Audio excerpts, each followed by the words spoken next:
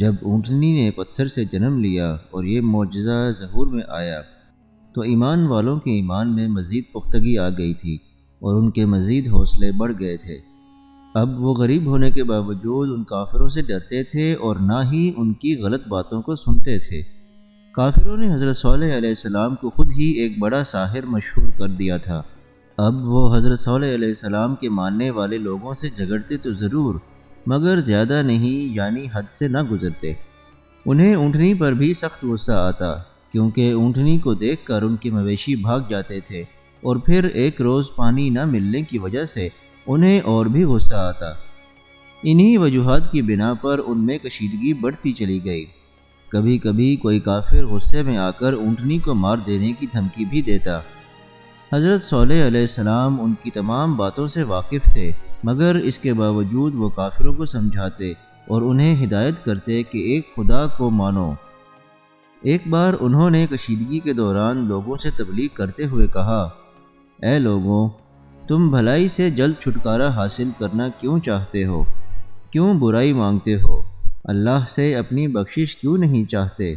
ہو سکتا ہے خدا تم پر رحم کر دے۔ اس پر ایک کافر نے جل کر کہا، ہم نے تیرے قدموں کو منحوس پایا ہے اور تیرے ساتھ تیرے ان چند ساتھیوں کو بھی منحوس پایا جو اندھے ہو کر ایمان لے آئے۔ جب سے تو نے ہمیں ہمارے مذہب سے روکنا چاہا ہے، اس وقت سے ہمیں مصیبتوں نے گھیرا ہوا ہے۔ حضرت صالح علیہ السلام نے جواب میں کہا، تمہاری بری قسمت خدا کے پاس ہے۔ تمہیں ایمان والوں سے لڑنا جھگڑنا نہیں چاہیے، تمہیں ان کے ساتھ اچھا برتاؤ کرنا چاہیے۔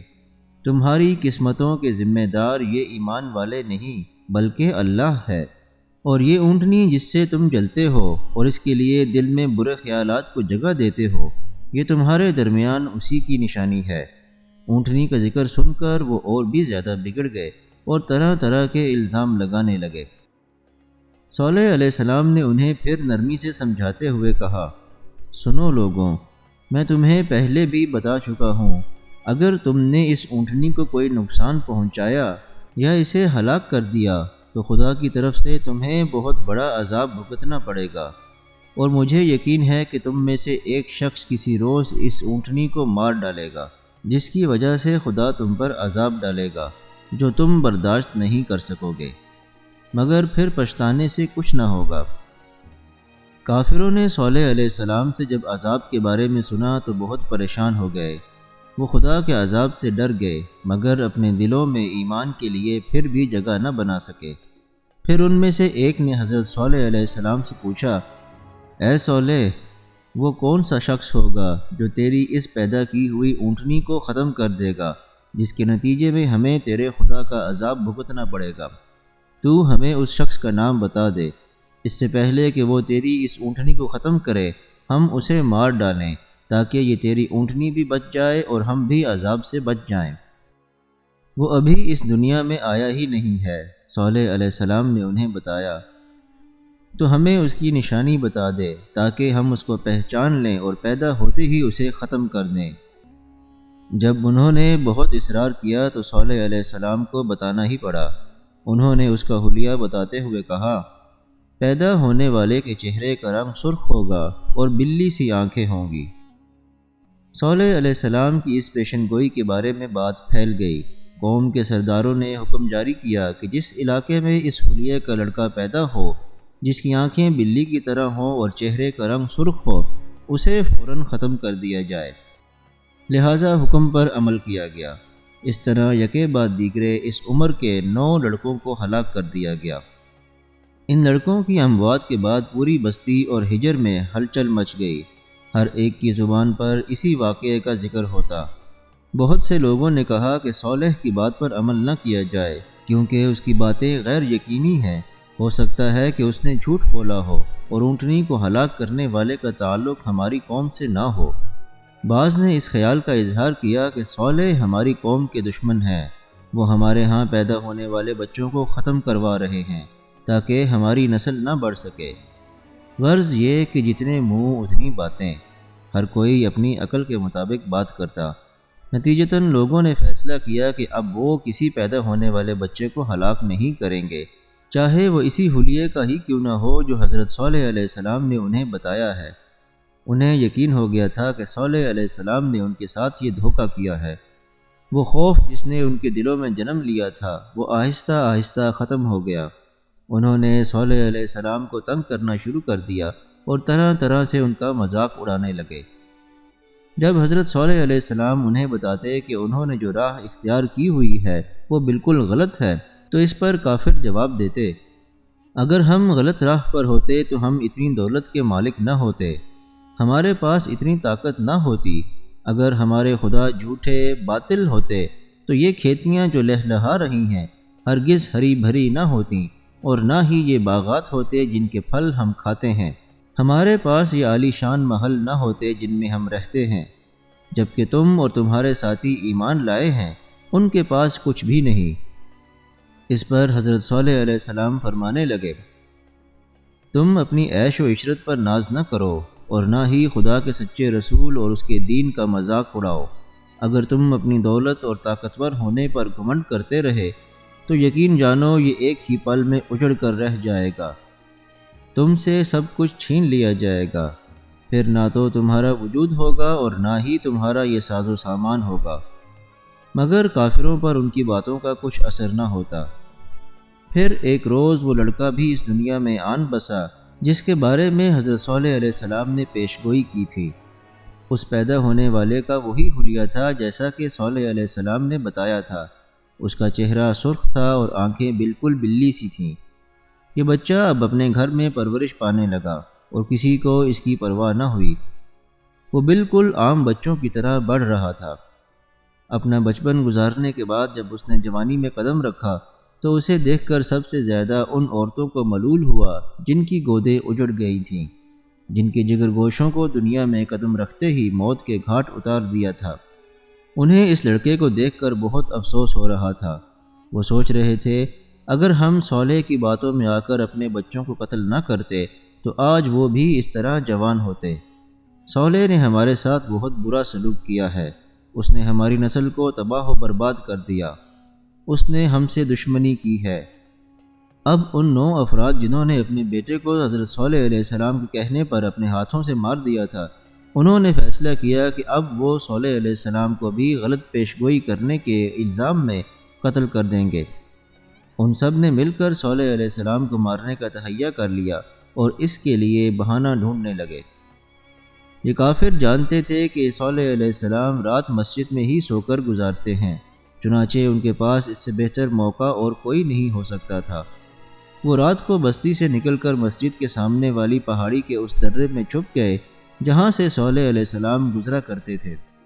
ان کا خیال تھا کہ وہ صالح علیہ السلام کو قتل کر دیں گے اور پھر ان کے عزیز و اقارب سے جھوٹی قسمیں کھا کر انہیں یقین دلا دیں گے کہ صالح کا قتل انہوں نے نہیں کیا۔ مثل مشہور ہے کہ چاہ کن راہ چاہے درویش، سو ان کے ساتھ بھی ایسا ہی ہوا۔ جو کافر صالح علیہ السلام کو قتل کرنے کے ارادے سے گھر سے نکلے تھے، اللہ کے حکم سے ان پر پہاڑ کا ایک بھاری پتھر آن گرا، جس کے نتیجے میں وہ دب کر اپنے انجام کو پہنچے۔ کچھ دنوں بعد بستی کے لوگوں کا وہاں سے گزر ہوا۔ ان لوگوں میں سے کسی ایک کی نظر پتھر کے نیچے دبے ہوئے آدمی کے ہاتھ پر پڑی۔ اس نے فوراً اپنے ساتھیوں کو اس دبے ہوئے ہاتھ کی طرف متوجہ کیا۔ وہ سب جلدی سے اس ہاتھ کی طرف لپکے تو انہیں کچھ اور لاشیں بھی دکھائی دیں جو بڑے پتھر کے نیچے دبی ہوئی تھیں۔ یہ دیکھ کر جلد ہی وہ سارا ماجرا سمجھ گئے، کیونکہ یہ انہی 9 افراد کی لاشیں تھیں جنہوں نے صالح علیہ السلام کے کہنے پر اپنے بیٹوں کو قتل کر دیا تھا، اور یہ لوگ ان کی لاشوں کو دیکھ کر پہچان گئے تھے۔ انہیں یقین ہو گیا کہ یہ حضرت صالح علیہ السلام کے قتل کے ارادے سے نکلے تھے، مگر صالح علیہ السلام کے خدا نے انہیں ہی ختم کر دیا۔ کچھ ہی دیر میں درہ ہجوم سے بھر گیا۔ ان 9 افراد کی المناک موت کی خبر ہجر اور آس پاس کی بستیوں میں جنگل میں آگ کی طرح پھیل گئی۔ بچے بچے کی زبان پر ان کی المناک موت کا ذکر ہو رہا تھا۔ ہجر اور بستیوں میں ایک ہنگامہ برپا ہو گیا۔ بڑے ہیکل کے کاہن رباب نے، قوم کے دوسرے سرداروں نے ان افراد کی موت کا قصوروار صالح علیہ السلام کو ٹھہرایا۔ پھر کچھ لوگ اپنے سرداروں کو ساتھ لے کر صالح علیہ السلام کے پاس پہنچے۔ آپ علیہ السلام ہجوم کو دیکھ کر باہر نکل آئے۔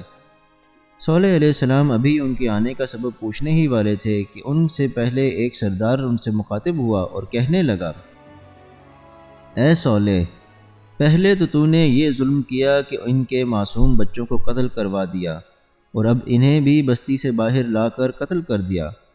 صرف یہی نہیں بلکہ تم نے اپنا جرم چھپانے کے لیے انہیں پتھر کے نیچے دبا دیا تاکہ کوئی تجھ پر شک نہ کر سکے۔ یہ سب فساد اس اونٹنی ہی کی وجہ سے ہو رہے ہیں جسے تو خدا کی نشانی یا اپنے پیغمبر ہونے کا ثبوت بتاتا ہے۔ اب ہم اس اونٹنی کو زندہ نہیں چھوڑیں گے، اسے جان سے مار ڈالیں گے، نہ وہ ہوگی اور نہ ہی جھگڑے ہوں گے۔ صالح علیہ السلام نے انہیں بہت سمجھانے کی کوشش کی مگر وہ ایک نہ مانے اور اپنے فیصلے پر اڑے رہے اور صالح علیہ السلام کو برا بھلا کہہ کر واپس بستی میں لوٹ آئے۔ کافی دنوں سے اونٹنی کا قتل قوم سمود کے لیے ایک مسئلہ بنا ہوا تھا۔ اونٹنی کو پہاڑ کے پتھر سے پیدا ہوتے دیکھ کر بھی ان کے دلوں میں کفر کا اندھیرا رہا اور دین کے نور سے منور نہ ہو سکے۔ رفتہ رفتہ ان لوگوں کو اونٹنی کے وجود سے نفرت ہونے لگی۔ وہ اب اکثر جمع ہوتے اور اونٹنی کو ختم کرنے کی ترکیبیں سوچتے تاکہ ان پر ہر دوسرے روز پانی کی جو پابندی تھی وہ ختم ہو جائے۔ یہ پابندی ان کے لیے وبال جان بن چکی تھی جو ان پر اور ان کے مویشیوں پر لگی ہوئی تھی۔ کچھ عرصہ یہ کیفیت جاری رہی۔ پھر اسی دوران کچھ روز پہلے ایک حسین و جمیل صدوق نامی عورت جو بہت مالدار تھی، اس نے خود کو ایک شخص مسدہ کے سامنے پیش کیا۔ اس عورت کے پاس بہت سے مویشی تھے، وہ بھی پانی نہ ملنے کی وجہ سے بہت پریشان تھی۔ اس عورت کے حسن اور مال کی ہر بستی میں کافی شہرت تھی۔ اس نے مسدہ کو لالچ دیا کہ اگر تو اس اونٹنی کو قتل کر دے تو میں تجھ سے شادی کر لوں گی۔ مسدہ نے بھی دولت اور شہرت کا کافی ذکر سن رکھا تھا، لہٰذا وہ اس کے لالچ میں آ گیا اور اس امر کو اپنی خوش نصیبی سمجھ کر اس نے اونٹنی کو ختم کرنے کا عہد کر لیا۔ یہی واقعہ کیدار بن سالف کے ساتھ بھی چند روز پہلے پیش آیا تھا۔ اس کے سامنے ایک دوسری مالدار عورت نے اپنی خوبصورت لڑکی کو پیش کیا اور کہا کہ اے کیدار، اگر تو اونٹنی کو مار ڈالے تو میں اپنی بیٹی کی شادی تجھ سے کر دوں گی جو بہت خوبصورت ہے، تو اسے اپنی بیوی بنا لینا۔ چنانچہ کیدار بھی اس دن سے اونٹنی کی طاق میں رہنے لگا۔ یہ وہی کیدار بن سالف تھا جس کے بارے میں صالح علیہ السلام نے پیشن گوئی کی تھی۔ آخر کار ایک روز مشتعل ہجوم نے اس اونٹنی اور اس کے بچے کو گھیر ہی لیا مگر اسے مارنے کی ہمت کسی کو نہ ہو سکی۔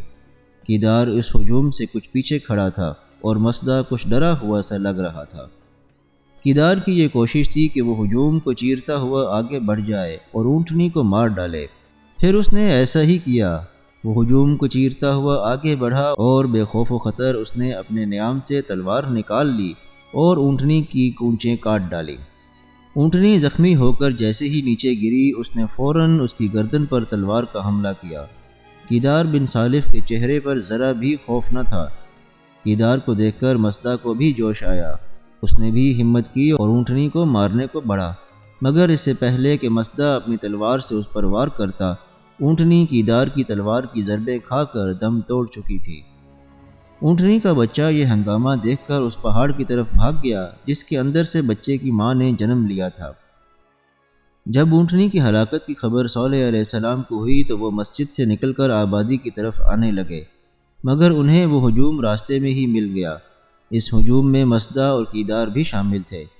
یہ لوگ صالح علیہ السلام کو دیکھ کر رک گئے۔ آپ ایک چٹان پر جا کھڑے ہوئے اور ان سے کہنے لگے، آخر تم نے وہی کیا جس کا مجھے خوف تھا۔ میں نے تمہیں اونٹنی کو نقصان پہنچانے سے روکا مگر تم نہ رکے۔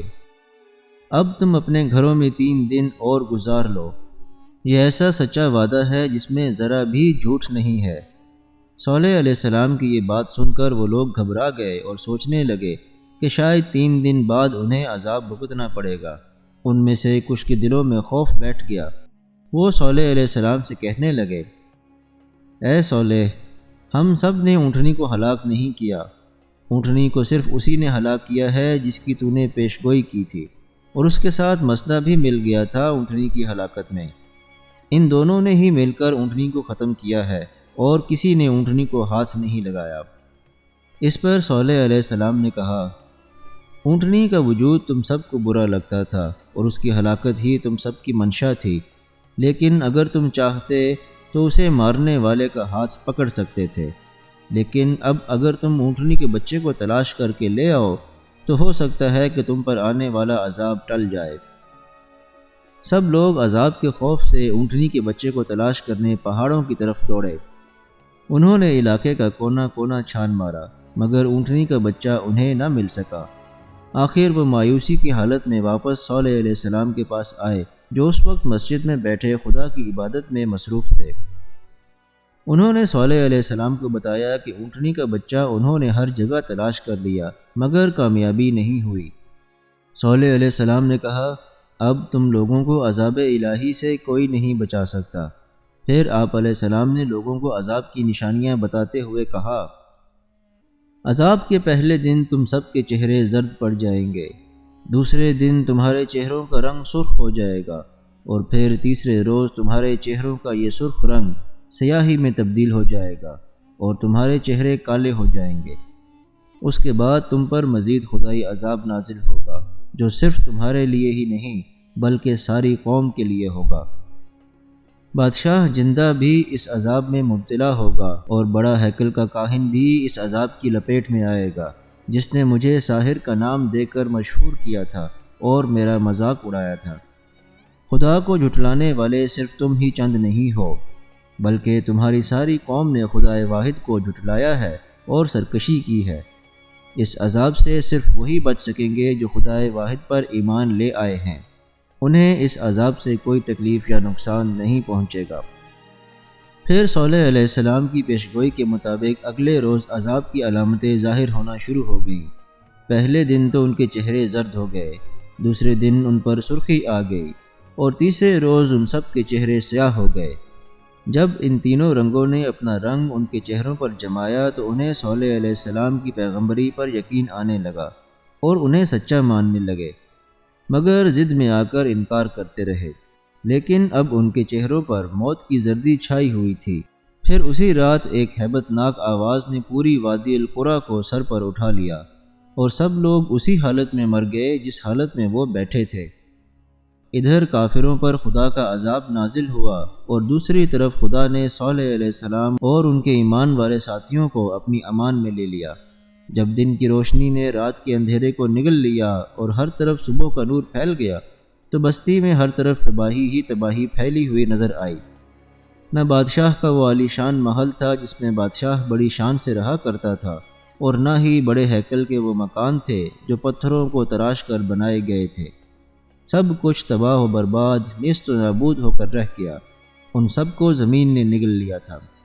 جب صالح علیہ السلام ایمان والوں کو ساتھ لے کر آبادی کی طرف گئے تو آپ پر حزن و ملال طاری تھا۔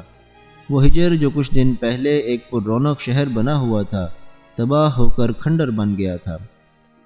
چونکہ وادی القریٰ خدا کے نازل کیے ہوئے عذاب سے تباہ ہو چکی تھی اور رہنے کے قابل نہ رہی تھی، اس لیے صالح علیہ السلام اپنے ساتھیوں کو لے کر فلسطین کی جانب ہجرت کر گئے، کیونکہ ہجر کے قریب صرف یہی مقام سرسبز و شاداب تھا جہاں پر ہر قسم کی سہولت میسر تھی۔ وہ فلسطین سے رم اللہ میں جا کر آباد ہو گئے، وہاں کچھ دن قیام کیا اور پھر وہاں سے بھی ہجرت کر کے مکہ چلے گئے۔ حضرت صالح علیہ السلام کی عمر جب 280 برس کی ہوئی تو خدا نے انہیں اپنے پاس بلا لیا، اور یوں ان کا وصال ہوا۔ اگر آپ کو ویڈیو پسند آئی ہو تو اس کو لائک اور شیئر کیجئے، چینل کو سبسکرائب کر لیجئے اور بیل آئیکن کو بھی پریس کر دیجئے تاکہ آئندہ آنے والی تمام ویڈیوز آپ کو باقاعدگی سے ملتی رہیں۔